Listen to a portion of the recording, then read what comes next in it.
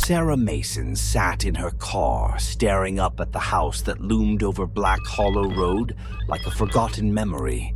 Its tall, ivy-clad walls and Gothic architecture made it look more like a mansion pulled from a nightmare than a new beginning. She should have felt relief, excitement even. She had wanted a fresh start, far from the noise of the city and the wreckage of her past.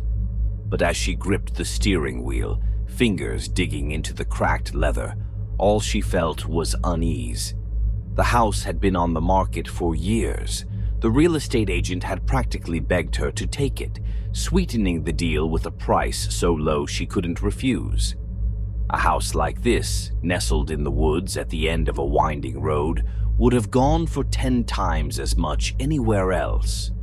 But here, it had just been waiting for someone like her. The wind picked up as Sarah stepped out of the car, the autumn chill biting at her skin. Fallen leaves swirled at her feet, and the house creaked as if it were breathing. She shivered, pulling her coat tighter around herself as she approached the front door. The keys jingled in her hand, but they felt heavier than they should, like they held a weight she wasn't yet ready to carry. When the door finally swung open, it groaned as if protesting her arrival. The air inside was cold and stale, carrying the scent of decay and damp wood.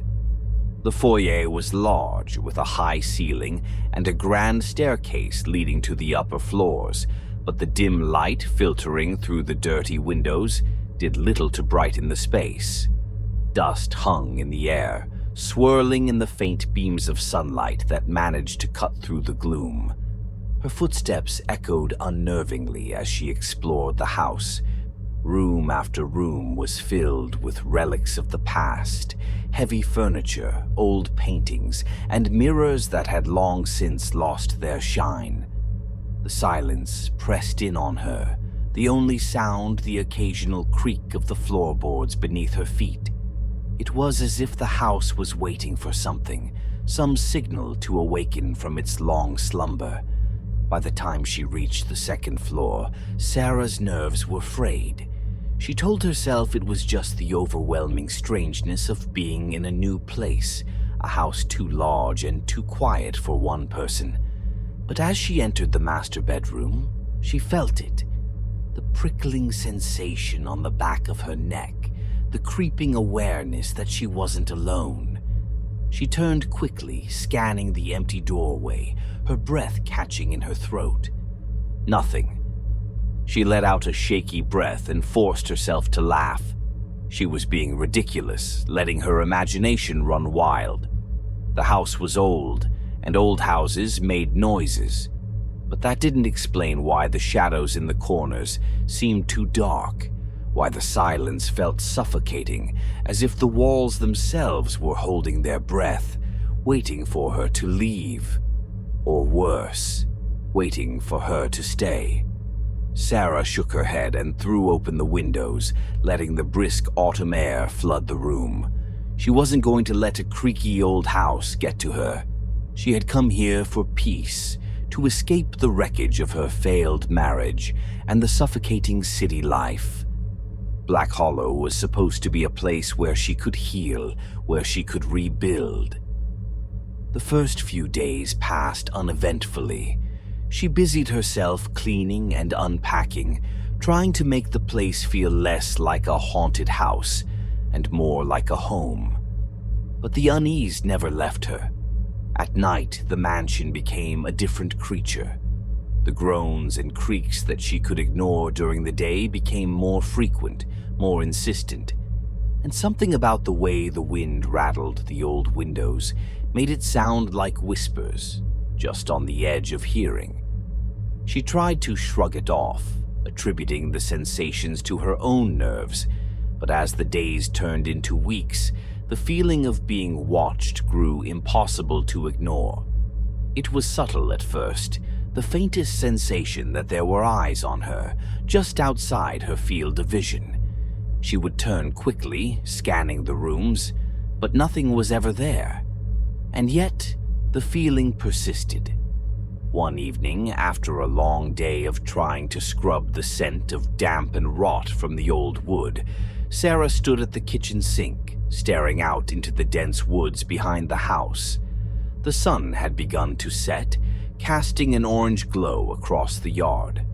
The trees stood tall, their shadows stretching long and dark across the earth, but something caught her attention. At first, it was just a flicker of movement, something small, barely perceptible, at the edge of the trees. She leaned forward, narrowing her eyes. There, standing just inside the tree line, was a figure. It was too far to make out clearly, but its shape was unmistakable, tall, unmoving, and watching her. She froze, her hands gripping the edge of the sink. She waited, heart pounding, but the figure never moved.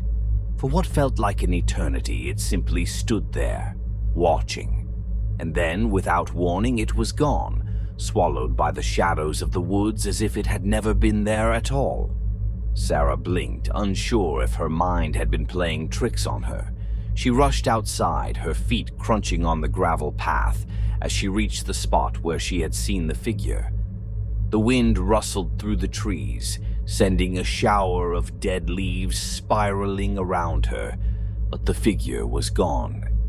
Her breath came in short, panicked bursts as she scanned the woods, trying to catch a glimpse of whoever or whatever had been watching her. But there was nothing. No footprints, no movement, only the oppressive silence of the woods closing in around her. She returned to the house, locking the doors behind her with trembling hands. It was just her imagination, she told herself.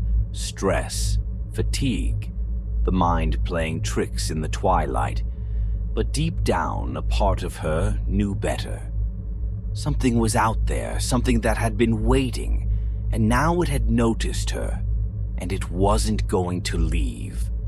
As the night pressed in, Sarah found herself lying awake in bed, her eyes fixed on the shadows pooling in the corners of the room. Every creak, every sigh of the wind outside made her flinch. The house had never felt so alive, so full of unseen eyes watching her from the darkness. For the first time since moving in, Sarah wondered if she had made a terrible mistake. The nights grew longer and colder as October crept toward Halloween, and with every passing day, the unease in Sarah's chest deepened. The first week had been a whirlwind of cleaning and unpacking, but now the stillness of the house had become suffocating. The isolation of Black Hollow, once a blessing, now felt like a curse. She had taken to keeping every light in the house on after sundown, even though the electricity flickered sometimes, casting strange jerky shadows on the walls, shadows that seemed to move on their own, twisting and slithering out of the corners, merging into shapes that almost resembled something alive. Sarah told herself it was just the dim light playing tricks on her. But when the power went out on the 10th night, plunging the entire mansion into a black void, her rational explanations melted away, leaving only cold, creeping fear. The wind howled outside, rattling the window panes, and the darkness seemed to press against the house from all sides, like a living thing trying to seep in through the cracks. Sarah grabbed a flashlight from the kitchen drawer, its narrow beam barely cutting through the oppressive blackness as she made her way through the house. The thought of staying in one place made her skin crawl. The silence was too thick, too complete. The only sound was her own breathing, and that made her feel more alone than ever. But as she moved through the halls, a different sound began to emerge, soft at first, almost imperceptible, but growing louder with every step she took. Whispers. They floated through the air, coming from nowhere and everywhere at once. Faint, disjointed words, carried on a breath of wind that wasn't there. Sarah's heart raced and she spun in place, the flashlight's beam jittering across the walls. Her throat tightened as the whispering continued, the words impossible to make out but filled with intent. It was as if the house was speaking to her, or something inside it was. "I'm imagining things. It's the wind. Just the wind," she told herself, but even as the thought formed, she knew it was a lie. The whispers grew louder, more insistent, the tone rising and falling in a sinister rhythm. It was a voice not her own, and it wasn't coming from inside her head. It was here, in the house, swirling around her. Her pulse hammered in her ears as she made her way to the basement door. Maybe it was the old wiring. Maybe the breaker had tripped. She grasped the doorknob with trembling hands, but as she opened the door, the air seemed to shift, colder, denser, filled with that same soft breathing she had heard the night before. The flashlight flickered, casting erratic beams across the stairs leading down into the pitch-black abyss below. "Get a grip," she muttered, trying to keep her voice steady, but it sounded hollow in the echoing hallway.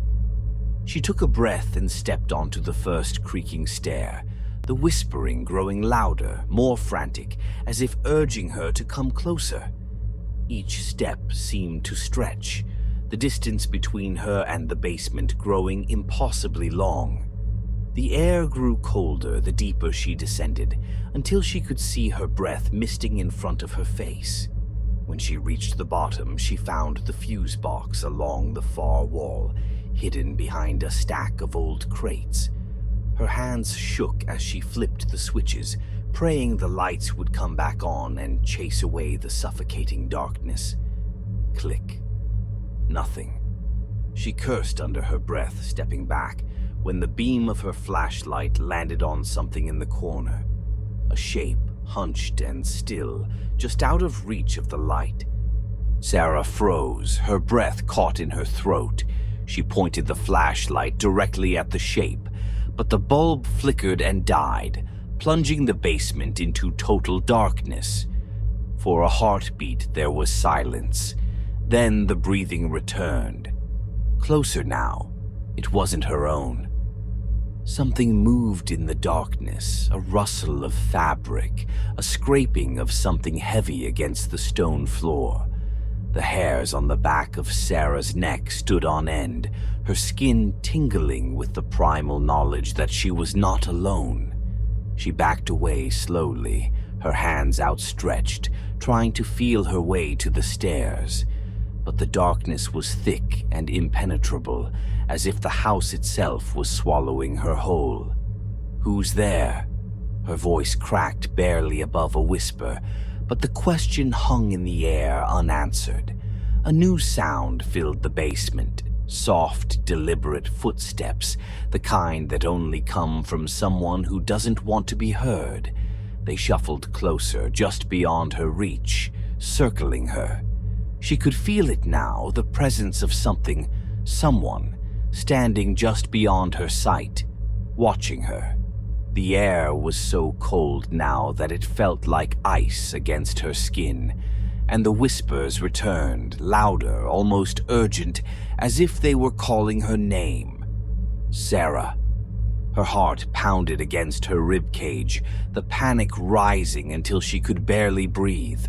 Her mind screamed at her to run, to get out, but her legs refused to move, frozen in place by the weight of the dark. The footsteps stopped, and for a moment all was silent. Then, from directly behind her, so close she could feel the cold breath on the back of her neck, a voice whispered, "You shouldn't be here." Sarah spun, eyes wide, but there was nothing. Only darkness, the kind of darkness that felt alive, pulsing around her. With a scream lodged in her throat, she fled, stumbling up the stairs, tripping and slamming her knees against the steps as she scrambled for the light. The whispers followed her, the voice growing sharper, louder, as if the shadows themselves were chasing her. The basement door slammed behind her as she bolted through it, the sound reverberating through the empty house. She didn't stop until she was locked inside her bedroom, her back pressed against the door, heart hammering in her chest. Her breath came in short, frantic bursts, but the whispers had stopped. The house was silent again, but the silence now felt like a threat, like the calm before a storm. She stayed awake that night, huddled in her bed, her eyes fixed on the doorway. She could feel it, that presence lurking just beyond the threshold, waiting for her to make a mistake, waiting for her to let her guard down. But she couldn't run, she couldn't leave. It was too late. She had seen it. She had heard the whispers, and whatever was in the house knew she was there. As the dawn's light finally began to creep through the windows, she realized with a sickening certainty that the darkness was more than just an absence of light. It was watching her, and now it wouldn't let her go. The whispers had stopped, but the dread that clung to Sarah had not. Days passed in a haze of restless sleep and mounting paranoia. Every creak in the floorboards, every gust of wind outside made her skin prickle. But it wasn't the house that haunted her now. It was the knowledge that someone, was watching. She needed answers. Sarah had never been one to believe in the supernatural.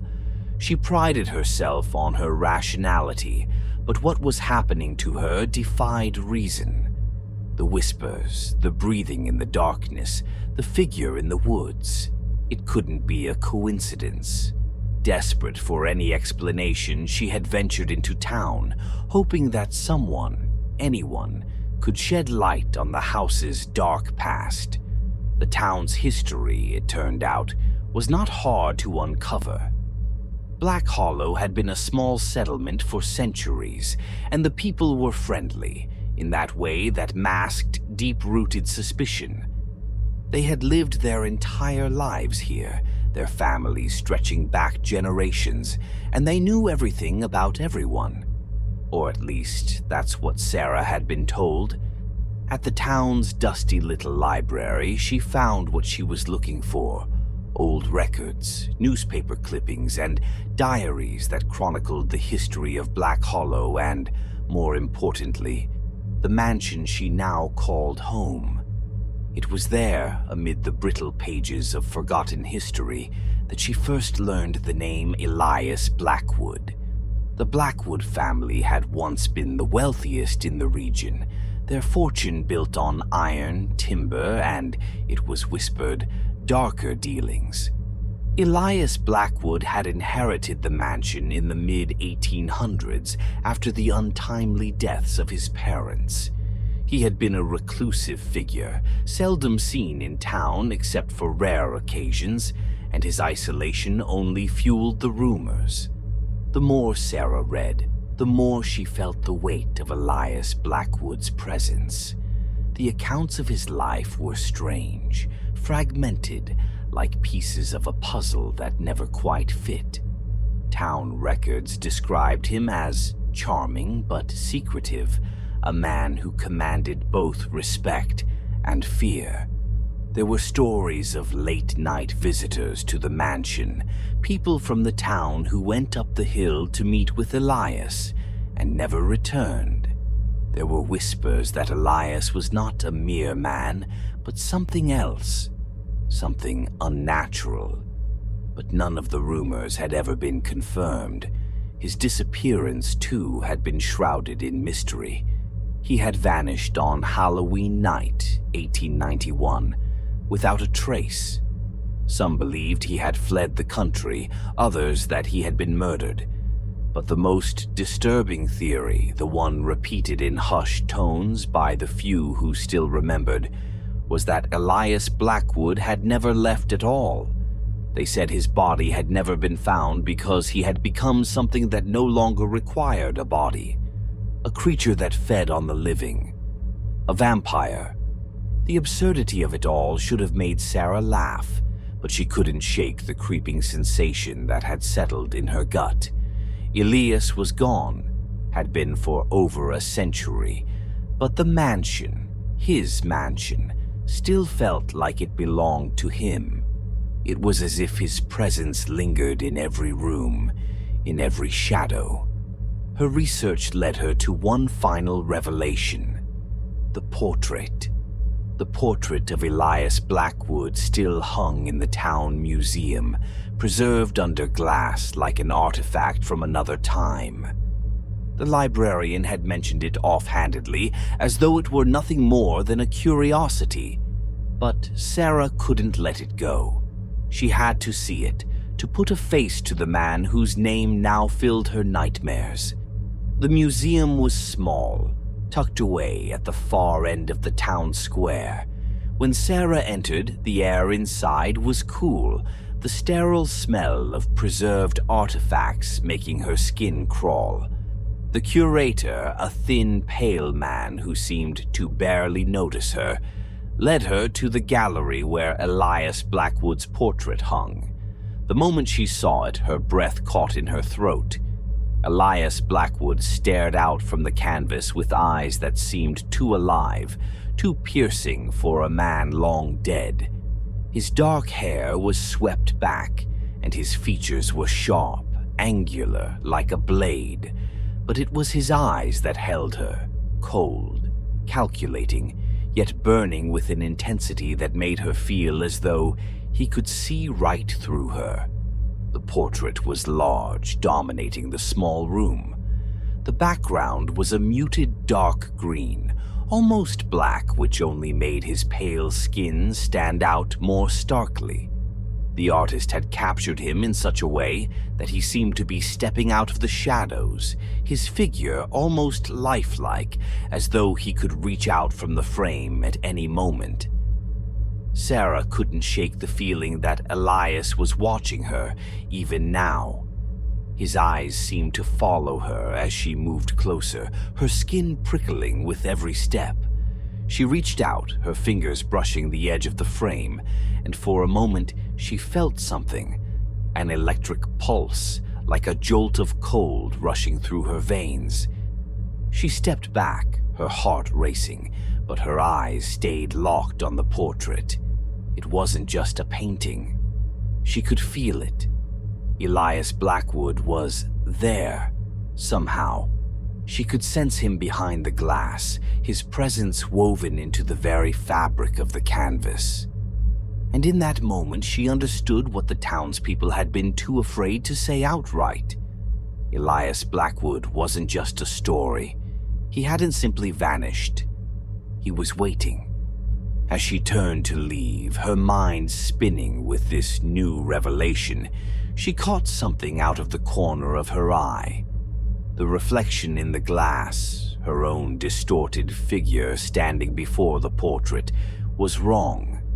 She froze, dread pooling in her stomach as she turned back to the portrait. The reflection in the glass didn't match her movements. The figure was still, but Elias wasn't. His lips had curled into the faintest hint of a smile. The cold amusement in his eyes sent a chill down her spine, and the floor seemed to drop out from beneath her. For a long moment, she couldn't breathe. She blinked rapidly, her mind struggling to process what she was seeing. When she looked again, the portrait was just as it had been before. The smile was gone. The eyes, though intense, were still, but the memory of that fleeting grin, the way it seemed to crawl across his face like a shadow, burrowed into her mind. As Sarah fled the museum, the feeling that she was being followed never left her. Elias was with her now, his presence like a weight on her chest, pressing down harder with every step she took. The sky outside had darkened, heavy clouds rolling in, but it wasn't just the storm that unsettled her.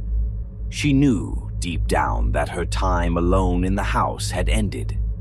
That night, as Sarah sat by the window of the mansion, watching the storm rage outside, She knew with sickening certainty that Elias Blackwood had found her.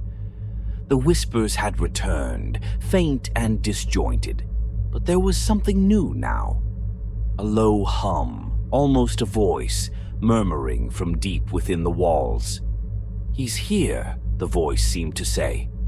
The shadows in the house shifted, lengthened, and she could feel them closing in around her. Somewhere, in the depths of the house, a door creaked open, and Sarah knew without looking that it wasn't the wind. Elias Blackwood had come home, and now he wasn't just watching, he was waiting for her to join him. Halloween night arrived, shrouded in a suffocating darkness that seemed to bleed from the sky and into the very walls of the mansion. The wind howled through the trees, shrieking like a chorus of tormented souls, and rain lashed against the windows in violent bursts. Inside, the house was a tomb, cold and silent, save for the distant sound of Sarah's own heartbeat pounding in her ears. The whispers had become relentless now, no longer soft murmurs in the dark, but urgent, insistent voices echoing through the halls, threading through her mind. They had been calling her name all night, growing louder as the storm raged outside. "Sarah? Sarah?" The sound wrapped around her like a noose tightening slowly, choking out the last vestiges of her sanity. She sat in the center of the living room, the fireplace cold and dead behind her. The iron poker gripped in her hand like a lifeline. It had been weeks since she last slept. Her mind was frayed, unraveling at the edges, but some small part of her clung to reality, clung to the belief that she could fight, that she could survive. But deep down, she knew better. Elias Blackwood had already won. He had been watching her from the shadows, waiting patiently, just as he always had. The scratches on her arms, the nightmares that bled into reality, the strange bruises that appeared on her skin each morning. They were all signs of his claim on her. His presence filled the house now, thick and oppressive, and with every passing hour, Sarah could feel herself slipping further into his grasp. She stood, her body trembling, and glanced toward the window. The storm was fierce, the sky flashing with jagged streaks of lightning that illuminated the twisted trees beyond the mansion. But it wasn't the storm that sent a chill down her spine. It was the figure standing at the edge of the woods. Elias. He was there, his pale face barely visible in the gloom, watching her with those same piercing eyes she had seen in the portrait. The same cruel smile twisting his lips. He had waited long enough. The whispers surged, a cacophony of voices swirling around her, as if the house itself was alive, urging her to open the door, to let him in. The darkness in the corners of the room seemed to stretch and twist, the shadows moving like serpents, crawling toward her, filling the air with a malevolent energy that made her chest tighten with fear. Sarah's grip on the iron poker tightened, her knuckles white.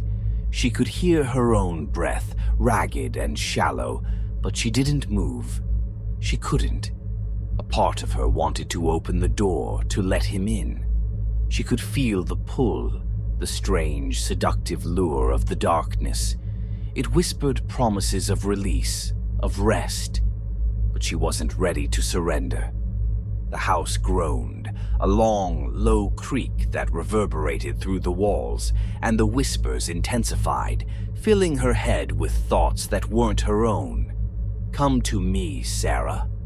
Elias's voice slithered through her mind, dark and velvety, wrapping around her thoughts like tendrils. "It's time." The air grew colder, and a sudden sharp knock echoed through the house, sending a jolt of terror through her body. Her eyes snapped to the door, heart pounding. He was here, right outside, waiting for her to let him in, to give herself over to the darkness. Another knock. louder this time, more insistent. The house seemed to breathe with her, each knock matching the pulse of her fear. The shadows twisted, elongated, filling the room with creeping tendrils of black, and the smell of rot and earth filled her lungs. "It's time, Sarah." His voice was inside her now, closer than it had ever been. She could feel him behind the door, his presence so close it felt like he was already in the room with her. Her breath came in shallow gasps as she stepped toward the door, her bare feet silent against the cold floor. She stopped just in front of the door, staring at the brass handle. Her fingers trembled as she reached for it. Her mind screamed at her to run, to fight, but her body wouldn't obey. The whispers had taken hold, their words seeping into her bones like poison, clouding her thoughts, her will. Her hand hovered over the handle. Then, for a brief, agonizing moment, there was silence. The whispers stopped. The storm outside quieted, the wind dying down to a faint whistle. Everything stood still, the air thick with anticipation. And then, from the other side of the door, Elias spoke. "Let me in." His voice was barely a whisper, but it filled the house, vibrating through the walls, through her body. It wasn't a command, it was an invitation, soft, patient, like he knew she would comply. Sarah's heart raced, her breath catching in her throat. She closed her eyes, her mind screaming against the pull of his voice, but it was no use. She could feel the weight of his presence like a dark, seductive force wrapping around her, drawing her closer to the edge. Her fingers brushed the handle cold against her skin, and as she turned it, the door creaked open, just an inch, just enough to let the darkness spill inside. The storm surged back to life with a deafening roar, lightning flashing so bright it filled the room with a harsh, white light. And for the briefest moment, Sarah saw him, Elias Blackwood, standing in the doorway, his eyes burning with the fire of centuries, his smile dark and knowing.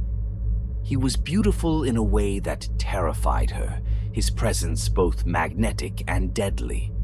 She felt the pull, the overwhelming need to step closer, to let him take her into the dark.